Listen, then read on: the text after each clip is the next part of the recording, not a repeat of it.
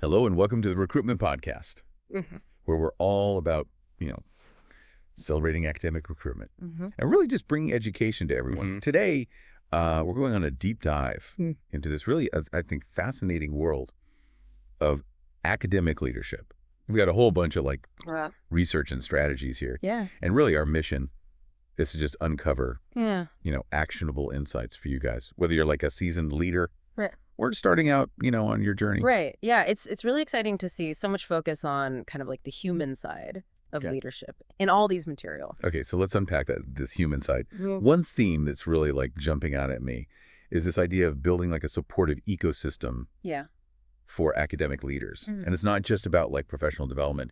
It's about a genuine culture of care. Absolutely. And, one study I was looking at actually found that institutions that prioritize leader well-being saw something like a 20% increase Yeah. in faculty retention. Wow. So that's a powerful connection between a supportive environment and just overall success. When leaders feel valued, when they feel supported, they're more likely to thrive.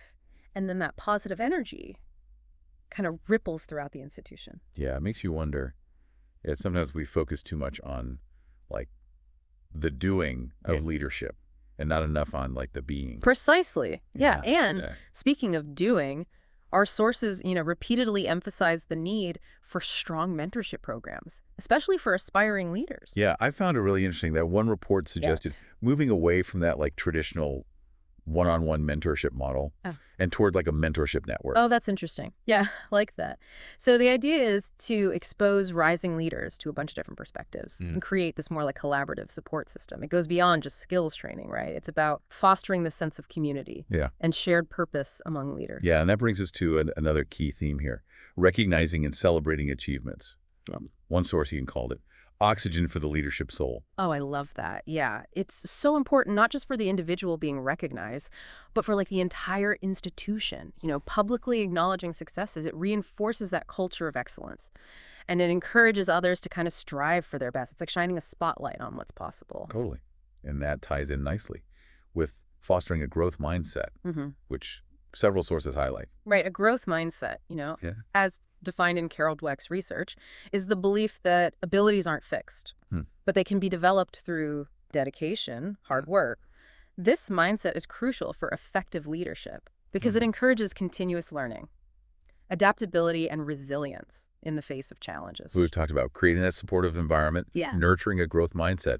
What about leadership in action? Right. So when we look at the practical side of academic leadership, strong relationship building skills and decision-making skills emerge as absolutely critical. One source had this great analogy about academic leaders being like gardeners. Oh, interesting. Yeah, I like that. They need to cultivate the right environment for growth, make tough decisions about pruning, Oh, and be able to adapt to unexpected weather changes. that's perfect. That's a perfect analogy. It highlights the need for leaders to be both nurturing and decisive.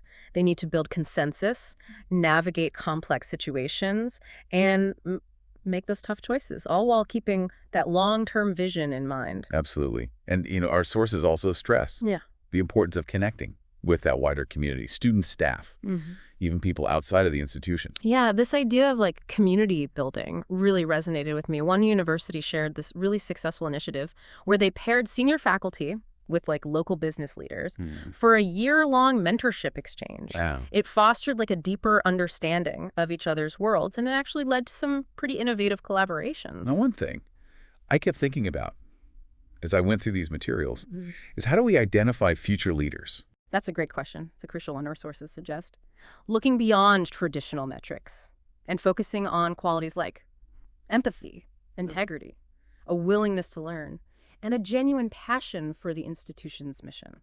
Right. And once we identify these individuals, we need to provide them with opportunities to develop and practice their leadership skill. Absolutely. Whether it's through formal leadership programs, mentorship opportunities, or even just giving them a platform to lead projects. We need to actively cultivate that next generation of academic leaders. This has been such a fantastic exploration of what it takes to nurture, strong academic leadership. We've covered everything from creating that supportive ecosystem to fostering that growth mindset, to the importance of connecting with the wider community. As we wrap up, I want to leave you with this final thought.